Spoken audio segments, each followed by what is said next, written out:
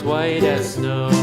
And everywhere that Mary went, Mary went, Mary went, and everywhere that Mary went, the lamb was sure to go.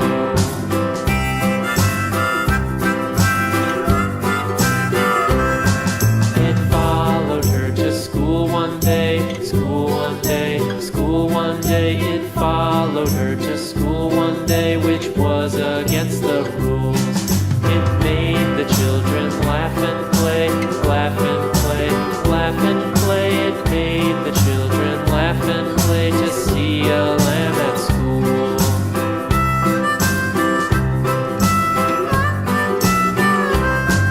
And so the teacher turned it out, turned it out, turned it out. And so the teacher turned it out, but still it lingered near and waited patiently about, patiently about, and waited patiently about till Mary did appear.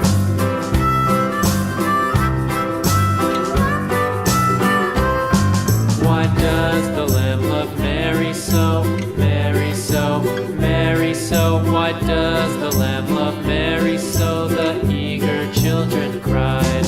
Why Mary loves the lamb, you know, lamb, you know, lamb, you know. Why Mary loves the lamb, you know, the teacher did reply.